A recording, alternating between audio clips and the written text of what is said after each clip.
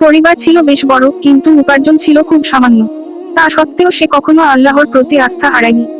একদিন সে বনে কাঠ কাটতে গিয়ে একটি ঝর্ণার কাছে বসে জিরাচ্ছিল। হঠাৎ একটি স্বপ্ন দেখে, যেখানে একজন দেবদূত এসে বলল, তোমার জন্য একটি পরীক্ষা রয়েছে। যদি তুমি ধৈর্য ধরে আল্লাহর উপর ভরসা রাখো, তবে তোমার জীবনে পরিবর্তন আসবে। কাঠুরে স্বপ্ন দেখে ভাবতে লাগলো, আল্লাহ নিশ্চয়ই তার পরীক্ষা নিতে চান।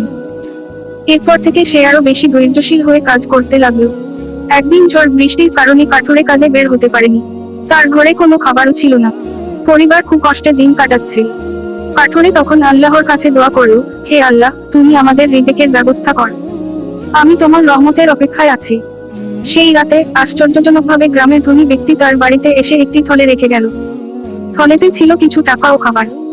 ধনী ব্যক্তি বলল, আজ আমি স্বপ্ন দেখেছি যে তোমার পরিবারের প্রয়োজন মেটানো আমার দায়িত্ব। এই ঘটনার পর কাঠুরের জীবনে পরিবর্তন এলো। সে ধীরে ধীরে আরো বেশি কাঠ বিক্রি করতে লাগলো এবং তার ব্যবসা বড় হলো। গল্পের শিক্ষা: ধৈর্য ও আল্লাহর প্রতি আস্থা সবসময় ফলপ্রসূ হয়। আল্লাহ তার বান্দার প্রয়োজন পূরণ করেন, কিন্তু তিনি ধৈর্য পরীক্ষা করেন। অভাব অনটনের সময়ও আল্লাহর প্রতি ভরসা রাখা উচিত। এই গল্পটি শিশুদের ও বড়দের জন্যও প্রাসঙ্গিক, কারণ এটি ঈমান, ধৈর্য এবং আল্লাহর রহমতের গুরুত্ব তুলে ধরে। ইউ সাইড 30 মিনিটের ইসলামিক গল্প। চাপ সাইড চাপ।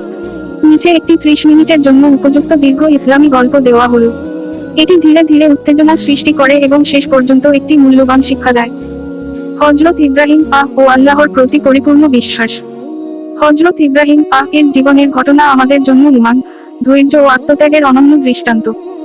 তার জীবন আল্লাহর প্রতি নির্ভেজাল ভালোবাসা এবং আত্মসমর্পণের প্রতীক। শৈশব ও সত্যের সন্ধান। হযরত ইব্রাহিম ছোটবেলা থেকেই খুব বুদ্ধিমান ও অনুসন্ধিৎসু ছিলেন।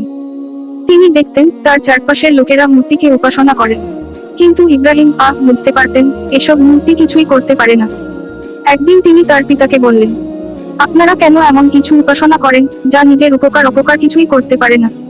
তার পিতা রেগে গিয়ে বললেন, তোমার এই প্রশ্ন করা বন্ধ করো, নইলে আমি তোমাকে ত্যাগ করব। তবুও হযরত ইব্রাহিম সত্যের পথ খোঁজা থামালেন না। তিনি গভীরভাবে চিন্তা করলেন, এবং একদিন আল্লাহ তাকে সঠিক পথে পরিচালিত করলেন। তিনি এক আল্লাহর উপর ঈমান আনলেন এবং সব ধরনের শিরক থেকে মুক্ত থাকার প্রতিজ্ঞা করলেন। মূর্তিগুলো ভেঙে ফেলা। একবার এক উৎসবের সময় গ্রামের সবাই বাইরে চলে গেলে ইব্রাহিম মন্দিরে ঢুকে গেলেন।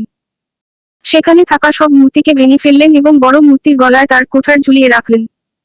যখন লোকেরা ফিরে এসে মূর্তিগুলো ভাঙা অবস্থায় দেখল, তারা অবাক হয়ে জিজ্ঞাসা করল, এই কাজ কে করল? ইব্রাহিম বললেন, এটা তো বড় মূর্তিটি করেছে। আপনারা ওকেই জিজ্ঞাসা করুন। তারা বলল, কি বলছো? মূর্তি তো কিছুই করতে পারে না। তখন ইব্রাহিম উত্তর দিলেন, তাহলে কেন এমন কিছু উপাসনা করেন, যা নিজের ক্ষতিও করতে পারে না? লোকেরা রেগে গিয়ে তাকে শাস্তি দিতে চাইল। আগুনে নিক্ষেপ করা।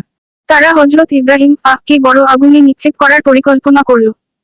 বিশাল আগুন প্রস্তুত করা হলো এবং তাকে সেই আগুনে ফেলে দেওয়া হলো। কিন্তু আল্লাহ তার নবীর পাশে ছিলেন। তিনি আগুনকে আদেশ দিলেন, হে আগুন, তুমি ইব্রাহিমের জন্য ঠান্ডা ও নিরাপদ হয়ে যাও।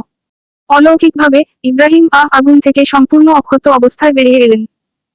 এই ঘটনায় অনেক মানুষ তার সত্যের দিকে আকৃষ্ট হলো এবং আল্লাহর প্রতি ঈমান আনল। ছেলের কুরবানি।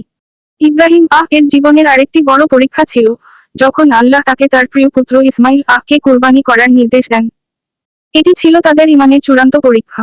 ইব্রাহিম তার ছেলেকে বললেন, হে আমার প্রিয় সন্তান, আমি স্বপ্নে দেখেছি যে তোমাকে কুরবানি করছি। তুমি কি বলো? ইসমাইল বললেন, হে আমার পিতা, আপনি যা আদেশ পেয়েছেন তা পালন করুন। আপনি আমাকে ধৈর্যশীলদের একজন হিসেবে পাবেন, ইনশা আল্লাহ। ইব্রাহিম ছুরিটি চালানোর প্রস্তুতি নিলেন, কিন্তু আল্লাহর রহমতে একটি দুম্বা কুরবানির জন্য পাঠানো হলো। এতে বোঝা গেল, এটি ছিল ইব্রাহিম এর আত্মত্যাগের পরীক্ষা। গল্পের শিক্ষা: ঈমান ও ধৈর্য ধরে আল্লাহর প্রতি পরিপূর্ণ বিশ্বাস রাখা আমাদের অবশ্য কর্তব্য। আত্মত্যাগের মাধ্যমে আল্লাহর নৈকট্য লাভ করা যায়। কোনো বিপদেই আল্লাহর উপর আস্থা হারানো উচিত নয়। এই গল্পটি 30 মিনিটের জন্য আদর্শ এবং এটি পরিবারের সবার জন্য অনুপ্রেরণার উৎস। এক গ্রামে অমর নামের একজন যুবক বাস করত। তার জীবন ছিল অবাধ, ঈমান এবং আল্লাহর স্মরণ থেকে দূরে। দিনের পর দিন গুনাহে নিমজ্জিত ছিল সে। নামাজ পড়া বা কোরআন তিলাওয়াত করার কথা সে কখনো ভাবত না। তার সময় কাটত খারাপ সঙ্গ এবং অপকর্মে। একদিন এক বন্ধুর পরামর্শে সে এক ইসলামী মজলিসে অংশগ্রহণ করে। সেখানে একজন আলেম আল্লাহর রহমত ও ক্ষমার ব্যাপারে আলোচনা করছিলেন। তিনি বললেন, যে ব্যক্তি খাঁটে হৃদয়ে তওবা করবে, আল্লাহ তার সমস্ত গুনাহ মাফ করবেন। এরপর তিনি একটি আয়াত তিলাওয়াত করলেন। হে আমার বান্দারা, যারা নিজেদের প্রতি অত্যাচার করেছে, তোমরা আল্লাহর রহমত থেকে নিরাশ হও না। তিনি সকল গুনাহ ক্ষমা করেন। সূরা জুমার 53। ওমরের হৃদয় তখন ভারাক্রান্ত হয়ে উঠল। সে ভাবতে লাগলো, আমার মতো পাপী কি ক্ষমা পাবে? পরিবর্তনের শুরু। মজলিস শেষে ওমর আলিমের কাছে গেল। কাপা গলায় জিজ্ঞাসা করল, শাইখ, আমি অনেক বড় গুনাহগার। আমার কি ক্ষমা মিলবে? শাইখ বললেন, তুমি যদি খাঁটি অন্তরে আল্লাহর কাছে ক্ষমা প্রার্থনা করো এবং ভবিষ্যতে আর গুনাহ না করার প্রতিজ্ঞা করো, তাহলে অবশ্যই আল্লাহ তোমাকে ক্ষমা করবেন। আল্লাহ তো আমাদের জন্যই তওবার দরজা খোলা রেখেছেন। এই কথা শুনে ওমরের চোখে পানি এসে গেল। সেদিন রাতেই সে আল্লাহর কাছে দীর্ঘ সিজদায় ক্ষমা চাইল। সে প্রতিজ্ঞা করল, আর কখনো